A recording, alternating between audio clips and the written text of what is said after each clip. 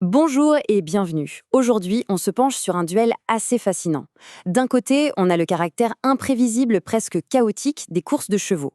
Et de l'autre, la promesse d'un algorithme. Un algorithme dit quantique qui prétend pouvoir y voir clair. La vraie question, c'est, une machine peut-elle vraiment, mais alors vraiment, battre le hasard? Et oui, c'est ça, la question au cœur de toute cette histoire.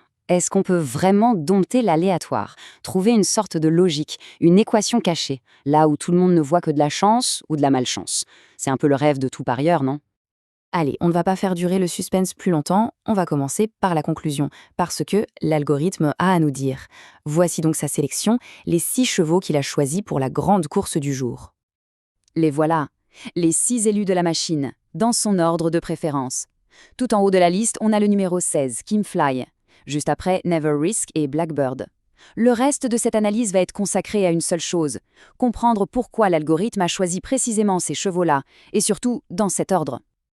Alors comment est-ce qu'on arrive à un résultat pareil? Il faut qu'on se penche un peu sur la méthode, sur cette approche si particulière qui se cache derrière une prédiction aussi audacieuse. Regardez-moi ce chiffre, 98%. C'est le taux de réussite que cette méthode revendique. Alors attention, pour être très précis, ça ne veut pas dire qu'il trouve le gagnant à chaque fois. Ça veut dire que dans 98% des cas, sa sélection contient au moins un cheval qui finit dans les 3 premiers, sur le podium. Ce qui est déjà énorme. Bon, le mot quantique peut faire un peu peur. En fait, ici, il ne faut pas imaginer un ordinateur venu du futur, c'est plus une métaphore pour décrire l'approche. L'idée, c'est de croiser des dizaines de modèles mathématiques très complexes pour en gros filtrer le bruit et ne garder qu'un tout petit signal. Une sélection de 6 chevaux qui sortent du lot. Et cette phrase, tirée de la source, résume absolument tout. L'ambition, c'est de maîtriser l'équation du hasard. Rien que ça. C'est un défi presque philosophique, un Graal pour les mathématiciens et les statisticiens depuis la nuit des temps. Maintenant, pour que cette prédiction ait un sens, il faut qu'on parle de la course elle-même. Ancrons un peu tout ça dans la réalité du terrain. De quoi parle-t-on exactement? Alors voilà le décor. C'est le prix Sonal Racing qui se court à Pau. C'est une course de haies, donc avec des obstacles, sur une distance assez longue de 3800 mètres. Et le mot important ici, c'est handicap. Pour rappel, ça veut dire qu'on ajoute du poids aux chevaux considérés comme les meilleurs pour essayer de donner une chance à tout le monde. Ça complexifie énormément les pronostics et avec 83 000 € à la clé, on imagine que l'enjeu est de taille. Passons maintenant aux acteurs principaux de cette histoire, les chevaux. On va regarder de plus près les 6 concurrents choisis par la machine, en commençant bien sûr par son grand favori. Et en tête de liste, on trouve le numéro 16, Kim Fly, une jument de 6 ans. Alors, qu'est-ce qu'elle a de si spécial aux yeux de l'algorithme? Eh bien, ce qui est super intéressant, c'est que l'algorithme ne choisit pas forcément le cheval le plus spectaculaire, mais le plus régulier. Kim Fly, elle sort d'une 2e et d'une 3e place. Elle est constante. L'analyse suggère qu'elle a le potentiel pour créer la surprise, et surtout que sa cote pourrait être très belle. En d'autres termes, c'est un pari intelligent. Et c'est là qu'on voit toute l'originalité de la machine.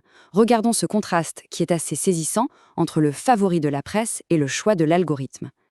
D'un côté, notre Kim Fly, la régulière, de l'autre, le numéro 15, Furioso. Lui, c'est le favori logique, celui que tout le monde attend. Il vient de gagner sa dernière course, il a un super jockey. Bref, le choix évident. Et pourtant, l'algorithme, lui, le relègue à la 6e et dernière place de sa sélection.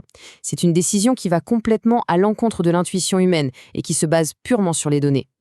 Pour les autres, on a un mix. Never Risk et Blackbird sont des choix assez logiques. Ils ont de bonnes performances récentes.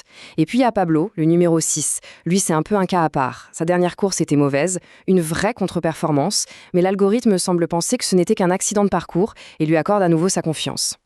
Bien sûr, dans une bonne sélection, il faut toujours un coup de folie, un pari risqué. Et ici, ce rôle est clairement joué par le numéro 8, Mr. Pats. Mr. Pat, c'est le vrai coup de poker de cette liste. Ce cheval n'a pas couru depuis l'année dernière, depuis 2025. C'est ce qu'on appelle une rentrée, ce qui veut dire que sa cote va probablement exploser, elle sera très haute. Son inclusion nous montre que l'algorithme ne regarde pas seulement les résultats tout frais. Il doit voir autre chose, peut-être des performances passées dans des conditions similaires ou un autre facteur invisible pour nous. C'est le vrai wildcard. Bon, il est temps de rassembler toutes les pièces du puzzle. Reprenons cette sélection pour avoir une vision d'ensemble de la stratégie de l'algorithme. Voilà donc le pronostic final. C'est un mélange assez subtil. On a la régularité avec Kim Fly, la logique avec Never Risk et Blackbird, une chance de rédemption pour Pablo, le pari très audacieux avec Mr. Pats et une vraie méfiance envers le grand favori, Furioso. Une stratégie complète, en somme. Bien sûr, et c'est un point absolument essentiel qui est rappelé dans la source. Les jeux d'argent et de hasard ne sont pas anodins, ils comportent des risques. Il est donc primordial de toujours jouer de manière responsable. Et on va se quitter là-dessus sur cette question qui reste en suspens. L'algorithme est-il vraiment plus fort que le hasard? La course du jour nous apportera un élément de réponse. Mais au fond, cette expérience pose une question bien plus large. Jusqu'où la technologie peut-elle aller pour décrypter ce qui nous semble totalement imprévisible? Ça, seul l'avenir nous le dira.